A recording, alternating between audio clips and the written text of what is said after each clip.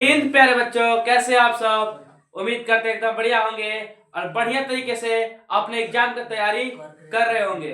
तो जैसे कि आप लोगों को पता है कि हम लोग आज से रोज चैप्टर वाइज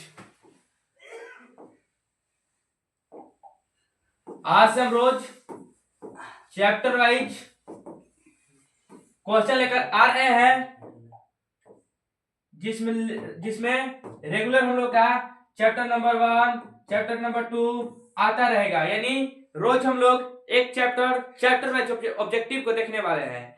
आज हम लोग चैप्टर नंबर 1 का ऑब्जेक्टिव देखेंगे। चैप्टर नंबर 1 का जितना भी ऑब्जेक्टिव होगा आज हम लोग देखेंगे।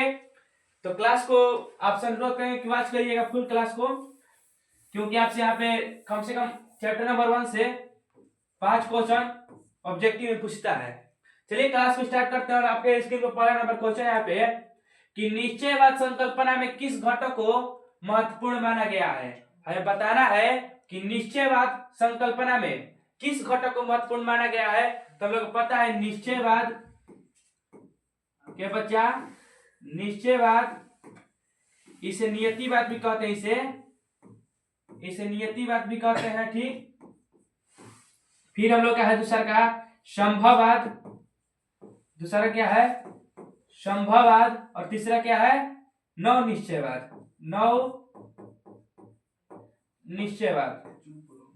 ठीक है। इस घटक में हमको किसको महत्वपूर्ण माना है, तो प्राकृतिक घटक को महत्वपूर्ण माना गया है। यानी कि जो मनुष्य है वो प्रकृति का दास है। मनुष्य प्रकृति के हिसाब से अपना जीवन यापन करता है। यानी कि निश्चयवाद में किस घटक को महत्वपूर्ण माना गया है, तो प्राकृतिक घटक को। संभववाद में किस घटक को महत्वपूर्ण माना गया है, संभववाद में, तो संभववाद में मानवीय घटक को महत्वपूर्ण माना गया है। किसको, मानवीय घटक को संभववाद में। यानी जो मनुष्य है वो अपने अपने जीवन को, प्रकृति को अपने हिसाब से चलाता है, प्रकृति को अपने हिसाब से चलाता है। और नियतिवाद में क्या है कि प्रकृति के हिसाब से अपने चलता है, और संभववाद में अपने हिसाब से प्रकृति को चलाता है। ठीक, और नव निश्चयवाद में क्या है, नव निश्चयवाद में है कि प्रकृति और मानव दोनों ही महत्वपूर्ण है। इसमें क्या है, निश्चयवाद में प्राकृतिक निश्चयवाद या नीतिवाद, इसमें प्राकृतिक घटक को महत्वपूर्ण माना गया है। संभववाद में मानवीय घटक को महत्वपूर्ण माना गया है। और नव निश्चयवाद में प्राकृतिक और मानव दोनों को महत्वपूर्ण माना गया है। यानी जो नव निश्चयवाद है यह नियतिवाद और संभववाद के बीच का रास्ता है। ठीक है, तो क्या पूछ रहे हैं हम लोग से निश्चयवाद संकल्पना, यानी निश्चयवाद संकल्पना में किस घटक को महत्वपूर्ण माना गया है, तो प्राकृतिक घटक। ऑप्शन नंबर ए हम लोग करेक्ट आंसर हो जाएगा। आइए नेक्स्ट क्वेश्चन देखते हैं। आपको समझ में आया, प्राकृतिक घटक हो जाएगा यहाँ पे। आइए नेक्स्ट क्वेश्चन देखते हैं। क्वेश्चन नंबर 2 है कि मानव भूगोल का संस्थापक किसे कहा जाता है। हमें पता है कि मानव भूगोल का संस्थापक किसे कहा जाता है, तो फ्रेडरिक रेटजेल को। किसे, फ्रेडरिक रेटजेल को। यानी ऑप्शन नंबर ए हम लोग करेक्ट आंसर हो जाएगा। ये कहाँ के थे, तो यह जर्मनी के थे बच्चा। फ्रेडरिक रेटजेल कहाँ के थे, जर्मनी के थे। आप लोग इसे भी याद कर लेंगे। ठीक, ये जो हम्बोल्ट है यह कॉस्मस पुस्तक लिखे, क्या लिखे हैं, कॉस्मस। हम्बोल्ट जो है यह कॉस्मस पुस्तक लिखे हैं। और एफडी ब्लास ये संभववाद से है, यह संभववाद संकल्पना से जुड़े हुए हैं। ठीक, आप लोग इसे भी याद करते चलेंगे। नेक्स्ट क्वेश्चन देखिए। नेक्स्ट क्वेश्चन हम लोग का 3 नंबर क्वेश्चन है कि पर्यटन भूगोल, पर्यटन भूगोल मानव भूगोल के किस क्षेत्र से संबंधित है। तो हम आपको बताया है, क्लास में जाकर देख लीजिएगा। जो पर्यटन भूगोल है, पर्यटन करेंगे, करवाएंगे किसी को, तो हम लोग से उससे इनकम प्राप्त होगा। क्या होगा, इनकम प्राप्त होगा। यानी आर्थिक भूगोल हो जाएगा, यानी आर्थिक भूगोल हो जाएगा। ऑप्शन नंबर डी हम लोग करेक्ट आंसर हो जाएगा आर्थिक भूगोल से। जो पर्यटन भूगोल है यह मानव भूगोल के आर्थिक भूगोल से संबंधित है। आर्थिक भूगोल में कौन कौन आता है, कृषि आ जाएगा। आर्थिक भूगोल में क्या आ जाएगा, कृषि आ जाएगा। ठीक, संसाधन आ जाएगा, संसाधन आ जाएगा। यह सब किस में आ जाएगा, यह आर्थिक भूगोल में आ जाएगा। ठीक, आइए देखते हैं, आपको समझाते हैं।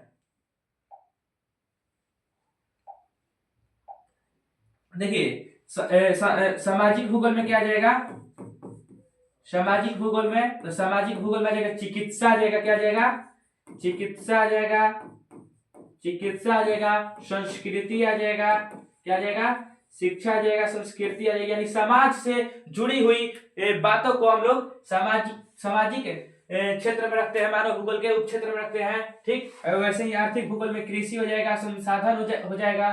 ठीक, आइए नेक्स्ट क्वेश्चन देखते हैं। नेक्स्ट क्वेश्चन देखते हैं हम लोग। नेक्स्ट क्वेश्चन क्या हम लोग का कि रुको और जाओ निश्चयवाद का दूसरा नाम क्या है? तो जो नव निश्चयवाद है, जो नव निश्चयवाद है बच्चा, जो नव निश्चयवाद है इसी का दूसरा नाम है रुको और जाओ, इसी का दूसरा नाम है। इसमें प्राकृतिक घटकों और मानवीय घटकों यानी निश्चयवाद को और संभववाद के बीच का रास्ता ये नव निश्चयवाद है। प्राकृतिक घटक, ठीक, प्राकृतिक घटक और मानवीय घटक, वह मानवीय घटक का यह बीच का रास्ता है क्या? नव निश्चयवाद। इसे रुको और जाओ भी कहा जाता है, यानी आप ज्यादा प्रकृति को हानि मत पहुंचाओ और प्रकृति का आपका हानि ज्यादा नहीं पहुंचाएगा। ठीक, तो देखिए क्या कह रहा है कि रुको और जाओ के निश्चयवाद का दूसरा नाम नव निश्चयवाद। नव निश्चयवाद है, आप लोग इसे याद कर लेंगे, रुको और जाओ नव निश्चयवाद। ठीक, निश्चयवाद में प्राकृतिक घटक को महत्वपूर्ण माना गया है, प्राकृतिक घटकों और संभववाद में मानवीय घटकों महत्वपूर्ण माना गया है। आप लोग इसे याद कर लेंगे। नेक्स्ट क्वेश्चन देखिए। नेक्स्ट क्वेश्चन हम लोग का कि मात्रात्मक क्रांति संबंधित है। तो देखिए कोई मान देता है ए तथा बी दोनों से, लेकिन हम लोग का ये नहीं होगा, हम लोग का हो जाएगा भौतिक भूगोल से। मात्रात्मक क्रांति किससे संबंधित है? भौतिक भूगोल से संबंधित है। आगे आप लोगों को क्वेश्चन भी देखने को मिलेगा, आगे चलेंगे हम लोग तो आपको क्वेश्चन भी इसका देखने का मिलेगा, आप लोग इसे याद कर लेंगे। मात्रात्मक क्रांति किससे संबंधित है? तो मात्रात्मक क्रांति जो है यह भौतिक भूगोल संबंधित है। कोई जो है मानव भूगोल और भौतिक भूगोल दोनों मार देता है, लेकिन हम लोग को भौतिक भूगोल मारना है। आइए नेक्स्ट क्वेश्चन देखिए। 6 नंबर क्वेश्चन है कि किस भूगोलवेत्ता ने राज्य देश का वर्णन जीवित जीव के रूप में किया है? क्या किस भूगोलवेत्ता ने राज्य और देश का वर्णन जीवित रूप में किया है? तो हम लोग को पता है कि जो टेलर साहब है यह राज्य और देश का वर्णन जीवित जीव के रूप में किए हैं। आइए नेक्स्ट क्वेश्चन देखते हैं। नेक्स्ट क्वेश्चन हम लोग का कि मानव भूगोल मानव समाजों और धरातल के बीच संबंधों का संश्लेषित अध्ययन है। यानी मानव भूगोल का परिभाषा ये क्या है? मानव भूगोल का परिभाषा है, मानव भूगोल का परिभाषा देखिए, मानव भूगोल का परिभाषा अन्य वैज्ञानिक अपने अपने हिसाब से दिए हैं। तो इसमें क्या कह रहा है कि मानव भूगोल मानव समाज और धरातल के बीच संबंधों का संश्लेषित अध्ययन है। यह परिभाषा किसने दिया है? यह परिभाषा किसने दिया है? तो हम लोग को पता है एफ.डी. ब्लास यानी पॉल विला डी ब्लास। ठीक, ऑप्शन नंबर सी हम लोग करेक्ट आंसर हो जाएगा। क्लास कैसी लग रही है आप लोगों को एक बार कमेंट कर देंगे। आइए नेक्स्ट क्वेश्चन देखते हैं। नेक्स्ट क्वेश्चन है 8 नंबर कि भौगोलिक पर्यावरण तथा मानवीय क्रियाकलापों के पारस्परिक संबंधों का अध्ययन ही मानव भूगोल का विषय है। यह किसने कहा है? हम आपको पहले ही बताए थे मानव भूगोल की परिभाषा अन्य वैज्ञानिक अपने अपने हिसाब से दिए हैं। तो ये क्या कह रहे हैं कि भौगोलिक पर्यावरण तथा मानवीय क्रियाकलापों का पारस्परिक संबंधों का अध्ययन ही मानव भूगोल है। यह किसने कहा है? तो यह किसने कहा है? Ellsworth Huntington. तो हम लोग का हो जाएगा Ellsworth Huntington. Option number A correct answer हो जाएगा। ठीक, आप लोग इसे याद करते हुए चलिए नेक्स्ट क्वेश्चन देखिए। नेक्स्ट क्वेश्चन हम लोग का 9 नंबर क्वेश्चन की कौन सा मार्ग मानव भूगोल से संबंधित नहीं है? क्या पूछे? देखिए हाँ और नहीं वाला में आप लोग को ध्यान देना है। पूछ रहा है नहीं है, तो नहीं में कौन है? क्षेत्रीय समानता, ये भी मानव भूगोल से संबंधित है। मात्रात्मक क्रांति देखिए ये भी मानव भूगोल से संबंधित है। नहीं, ये मानव भूगोल से नहीं संबंधित है, ये भौतिक भूगोल से संबंधित है, यानी option number B correct answer हो जाएगा। ये भी मानव भूगोल से संबंधित है। क्षेत्रीय संगठन और अन्वेषण एवं पर्यटन ये भी मानव भूगोल से संबंधित है, लेकिन मात्रात्मक क्रांति यह भौतिक भूगोल से संबंधित है। किससे है? भौतिक भूगोल से संबंधित है। आप लोग इसे याद कर लेंगे भौतिक भूगोल से। और हम आपको बता दिए हैं पहले ही कि हम लोग रोज चैप्टर वाइज जब क्वेश्चन को करेंगे ताकि आपका तैयारी और भी बढ़िया हो जाए। नेक्स्ट क्वेश्चन देखिए 10 नंबर कि प्रकृति और मानव के बीच पारस्परिक क्रिया का सबसे महत्वपूर्ण कारक क्या है? तो हम लोग को पता है कि तकनीक यानी प्रौद्योगिकी। ठीक, यही हम लोग का महत्वपूर्ण कारक है, यानी ऑप्शन नंबर ए करेक्ट हो जाएगा। क्योंकि हम लोग देखिए प्रौद्योगिकी के माध्यम से प्रकृति को अपने हिसाब से डाल देंगे, जिससे न मानव को दिक्कत होगा और नहीं प्रकृति को हानि पहुंचेगा। आइए नेक्स्ट क्वेश्चन देखते हैं। नेक्स्ट क्वेश्चन हम लोग का 11 नंबर कि कौन मानव की मूल आवश्यकताओं से संबंधित नहीं है। मूल आवश्यकता यानी दैनिक आवश्यकताओं, तो कृषि हो जाएगा, यानी मान लीजिए कृषि नहीं रहेगा तो मानव क्या खाएंगे, कृषि करके चावल गेहूं इत्यादि खाएंगे, ठीक, कृषि करके। तो ये भी हम लोग का मूल आवश्यकता संबंधित है। परिवहन हम लोग का मूल आवश्यकता संबंधित नहीं है। वस्त्र उद्योग माने कपड़ा वपड़ा पहनबे करेंगे, गृह निर्माण यानी घर में तो रहबे करेंगे, लेकिन परिवहन हम लोग के लिए जरूरत नहीं है, यानी option number B correct answer हो जाएगा। नेक्स्ट क्वेश्चन देखिए, आप लोग सभी क्वेश्चन को याद करते चलेंगे क्योंकि बाद में आपको दिक्कत ना हो। 12 नंबर क्वेश्चन है, कौन विद्वान मानव भूगोल से संबंधित नहीं है, यानी कौन विद्वान मानव भूगोल से संबंधित नहीं है। तो देखिए गलती हो गई, विद्वान पूछ रहा है ना, यहाँ पे काट दीजिए। कौन मानव भूगोल से संबंधित नहीं है, तो क्षेत्रीय विभिन्नता मानव भूगोल से है। मात्रात्मक परिवर्तन ई नहीं है, यानी option number B correct answer हो जाएगा। थोड़ा सा ऑप्शन यहाँ पे डाउन हो गया है, तब लोग इसे देख लीजिएगा। आइए नेक्स्ट क्वेश्चन देखते हैं। नेक्स्ट क्वेश्चन हम लोग का कि किस भूगोलवेत्ता ने एक नई संकल्पना प्रस्तुत की जो पर्यावरणीय निश्चयवाद तथा संभववाद के मध्य यानी बीच, हम बताया है पहले ही आप लोगों को, बीच मार्ग को दर्शाता है। तो पहले ही पता है कि निश्चयवाद यानी नियतिवाद में किसे, प्राकृतिक घटक, किसे प्राकृतिक घटक को महत्वपूर्ण माना गया है, ठीक, और संभववाद में किसे, मानव को, मानवीय घटक को, ठीक। और ये क्या पूछ रहे हैं, इसके मध्य यानी बीच का रास्ता क्या है, तो मध्य वर्ग को दर्शाता है। कौन, टेलर साहब ने नौ निश्चयवाद का संकल्पना किया था। नौ निश्चयवाद, ठीक, यानी जो प्राकृतिक और मानवीय घटक के बीच मध्य वर्ग दर्शाता है, वह नौ निश्चयवाद दर्शाता है। और इसके संस्थापक कौन थे, टेलर साहब थे, ग्रिफिथ टेलर, यानी ऑप्शन नंबर डी हम लोग करेक्ट आंसर हो जाएगा। देखिए आप लोग समझ में नहीं आया होगा, एक बार हम फिर समझा देते हैं। देखिए हम शुरू बताए थे 3 को हम लोग का एथी है। देखिए पहला प्राकृतिक घटक, ठीक, दूसरा क्या है, दूसरा मानवीय घटक है, दूसरा मानवीय घटक है, ठीक, और तीसरा क्या है, नौ निश्चयवाद,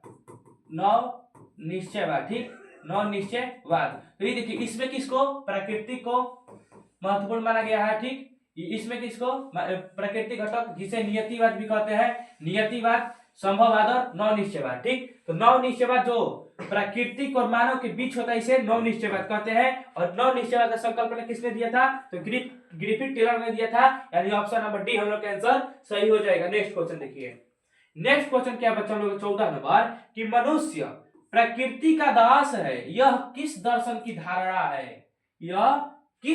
धारणा है, तो हम आपको पहले ही बताए थे प्राकृतिक घटक में मानव जो है वो अपने शरीर को, अपने जीवन को प्रकृति के हिसाब से चलाता है। एक तरह से मानव प्रकृति का दास होता है। तो यह हम बताए थे नियतिवाद में, जिसे हम लोग निश्चयवाद भी कहते हैं,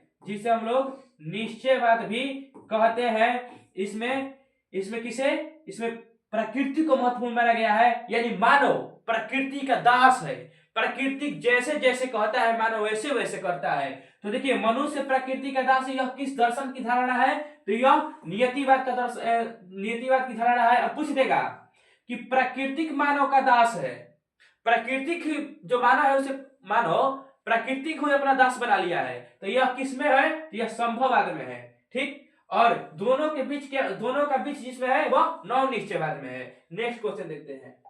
नेक्स्ट क्वेश्चन हम लोग का कि निम्नलिखित में कौन सामाजिक भूगोल की उपशाखा है, तो हम पहले ही आपको बताए थे सामाजिक भूगोल जिसमें समाज से आप जुड़े हुए रहे। तो सामाजिक भूगोल में कौन हो जाएगा, पर्यटन भूगोल चाहिए या आर्थिक भूगोल से संबंधित है, यह आर्थिक भूगोल से संबंधित है, ठीक। सैन्य भूगोल राजनीतिक भूगोल का हिस्सा है, किसका, राजनीति भूगोल का हिस्सा है, ठीक, राजनीतिक भूगोल का हिस्सा है। संसाधन भूगोल ईपी हो जाए किससे, ईपी हो जाए आर्थिक भूगोल से, संसाधन से हम पैसा वैसे कमा सकते हैं, तो इससे ईपी हो जाएगा आर्थिक भूगोल से संसाधन भूगोल की। लेकिन तो पूछ रहा है सामाजिक भूगोल की शाखा उप शाखा नहीं है, तो सामाजिक भूगोल की उप शाखा इनमें से कोई नहीं हो जाएगा। ऑप्शन नंबर डी हम लोग करेक्ट आंसर हो जाएगा। सामाजिक भूगोल में क्या क्या आ जाएगा, तो सामाजिक भूगोल में चिकित्सा आ जाएगा, ठीक, चिकित्सा आ जाएगा, और संस्कृति भूगोल आ जाएगा, संस्कृति भूगोल आ जाएगा। तो आप लोग इसे याद कर लेंगे, ऑप्शन नंबर डी हम लोग करेक्ट आंसर हो जाएगा। नेक्स्ट क्वेश्चन देखिए, नेक्स्ट हम लोग का 16 नंबर क्वेश्चन कि निम्न पुस्तकों में कौन हम्बोल्ट द्वारा लिखित है। हम्बोल्ट कौन पुस्तक लिखे हैं हमें बताना है। तो ऑस्ट्रेलिया का भूगोल एकदम नहीं लिखे हैं, कॉस्मस, क्या लिखे हैं, कॉस्मस, यानी ऑप्शन नंबर बी हम लोग का करेक्ट आंसर हो जाएगा। आइए नेक्स्ट क्वेश्चन देखते हैं। देखिए बच्चा, नेक्स्ट क्वेश्चन क्या हम लोग का 17 नंबर कि निम्न में से कौन मानव भूगोल से संबंधित नहीं है। हमें बताना है कि मानव भूगोल से संबंधित नहीं है। तो देखिए, प्रत्यक्षवाद मानव भूगोल से है, प्राकृतिक भूगोल ये भी मानव भूगोल से है, मानवतावाद ये भी हम लोग का है। देखिए जो समुद्र विज्ञान हो जाएगा, समुद्र विज्ञान, क्या बच्चा, समुद्र विज्ञान, समुद्र विज्ञान जो है यह भौतिक भूगोल संबंधित है, मानव भूगोल संबंधित नहीं है, यानी मानव भूगोल संबंधित नहीं है, तो इनमें से कोई नहीं, ऑप्शन नंबर डी हम लोग करेक्ट आंसर हो जाएगा। नेक्स्ट क्वेश्चन देखिए, नेक्स्ट क्वेश्चन हम लोग का 18 नंबर की फैब्रे, यहाँ पे हो जाएगा फैब्रे। तो फैब्रे संबंधित किससे है, तो फैब्रे जो है ये ऑप्शन गलती दे दिया है। जब फैब्रे है ना, यह संभववाद से संबंधित है, यह संभववाद से संबंधित, किससे, संभववाद से, संभववाद से संबंधित है, ठीक। आइए नेक्स्ट क्वेश्चन देखते हैं, फैब्रे किससे संबंधित है, तो फैब्रे संभववाद से संबंधित है। नेक्स्ट क्वेश्चन, नेक्स्ट क्वेश्चन हम लोग का कि संभववाद की अवधारणा में किस घटक को महत्वपूर्ण माना जाता है। हमें बताना है कि संभववाद में किस घटक को महत्वपूर्ण माना गया है, तो प्राकृतिक घटक को तो नियतिवाद में माना गया है, किसमें, नियतिवाद में, नियतिवादी से निश्चयवादी बोला जाता है, इसमें निश्चयवादी बोला जाता है, इसे निश्चयवादी भी बोला जाता है। तो ठीक है, देखिए तो प्राकृतिक घटक को नियतिवाद और निश्चयवाद में, और संभववाद और धारणा में किस घटक को माना जाता है, तो गलती दे दिया, मानववाद को। देखिए यहाँ पे है ऑप्शन, संभववाद में किसे, मानववाद को, यानी मानवीय घटक को संभववाद में महत्वपूर्ण माना जाता है। और नियतिवाद और संभववाद के बीच की जो है मध्य में किसे माना जाता है, तो मध्य में ए और बी दोनों, जिसे प्राकृतिक घटक और मानवीय घटक दोनों को महत्वपूर्ण माना जाता है। नेक्स्ट क्वेश्चन देखिए, नेक्स्ट क्वेश्चन हम लोग का कि नियतिवाद संकल्पना में किस घटक को महत्वपूर्ण माना गया है। अभी हम चर्चा कर रहे थे नियतिवाद, तो नियतिवाद में किसे हो जाएगा, प्राकृतिक घटक को महत्वपूर्ण माना गया है, और संभववाद में किसे, संभववाद में किसे, मानवीय घटक को महत्वपूर्ण माना गया है। और नव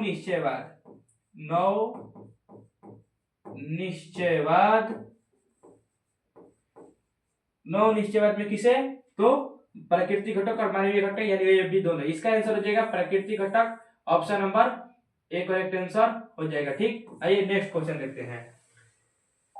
नेक्स्ट क्वेश्चन हम लोग का कि निम्नलिखित में से कौन सा एक मानव भूगोल से संबंधित नहीं है। हमें बताना है कि मानव भूगोल से कौन संबंधित नहीं है, तो कुमारी सेम्पल जो फ्रेडरिक नाइटिंगेल की शिष्या थी, बर्ट्रैंड रसल, ये जो है ये नहीं होंगे, यही हम लोग का आंसर हो जाएगा। यह एक राइटर है, ठीक, यानी ऑप्शन नंबर बी हम लोग करेक्ट आंसर हो जाएगा। नेक्स्ट क्वेश्चन देखिए, नेक्स्ट क्वेश्चन है हम लोग का 22 नंबर के नव निश्चयवाद के प्रवर्तक कौन है, तो नव निश्चयवाद के प्रवर्तक हो जाएंगे टेलर साहब। क्या, टेलर साहब, जिन्होंने प्राकृतिक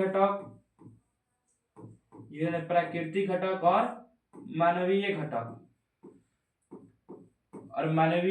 घटक के मध्य एक रास्ता निकाला था जिसका नाम था नव निश्चयवाद। उसके हो जाएंगे कौन, टेलर साहब। कौन हो जाएंगे, टेलर साहब, यानी ऑप्शन नंबर बी हम लोग का आंसर सही है। नेक्स्ट क्वेश्चन देखिए, नेक्स्ट क्वेश्चन है किसने कहा मानव प्रकृति का दास है। यह किसने कहा कि मानव प्रकृति का दास है, तो देखिए कौन कहा, टिंगटॉन्ग, ग्रिफिथ, टेलर, हेकेल, रेडजेल, तो नहीं, ये कुमारी सेम्पल ने कहा था। इसमें आंसर नहीं है, कुमारी सेम्पल ने कहा था जो रेटजल साहब की शिष्या थी, इन्हीं ने कहा था कि मानव प्रकृति का दास है। नेक्स्ट क्वेश्चन देखिए, आज हम चैप्टर नंबर 1 के पूरा क्वेश्चन को खास करने वाले हैं। 24 नंबर क्वेश्चन की मानव भूगोल का जनक किसे कहा जाता है। हमें बताना है कि जो मानव भूगोल है इसके जनक कौन है। तो फ्रेडरिक रेटजल हो जाएंगे, फ्रेडरिक रेटजल हो जाएंगे। देखिए फ्रेडरिक रेटजल कहीं पर भी ऑप्शन में नहीं है, तो हम लोग का फ्रेडरिक रेटजल हो जाएगा। ठीक,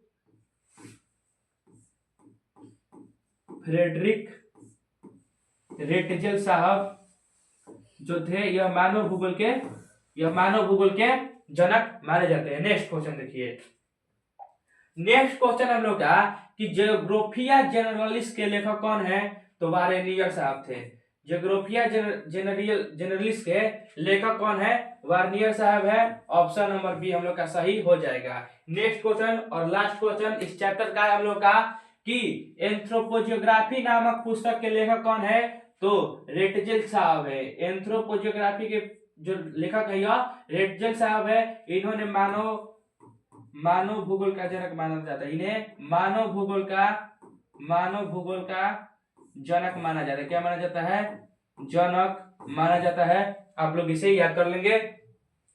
क्लास कैसी लगी आप लोग एक बार कमेंट करके बता देंगे। और हम रोज डेली, आज डे 1 है, क्या है डे 1 में एक चैप्टर खत्म और कल डे 2 हो जाएगा। डे 2 में हम लोग क्या देखेंगे, 2 चैप्टर को खत्म कर देंगे। ठीक, तो हम लोग रेगुलर, अभी हम लोग का एग्जाम का कम से कम कितना दिन है, तो एग्जाम का कम से कम अभी सोचेंगे ना तो कुल काट छाट के कम से कम कितना दिन है, कम से कम मैंने 22 ले 23 दिन अभी एग्जाम का हम लोग का समय है। और रोज अभी भी चैप्टर 1 करेंगे तो हम लोग का आते आते परीक्षा सब चैप्टर खत्म हो जाएगा। क्लास कैसी लगी एक बार कमेंट करके बता देंगे। मिलते हैं नेक्स्ट क्लास में, तब तक के लिए धन्यवाद।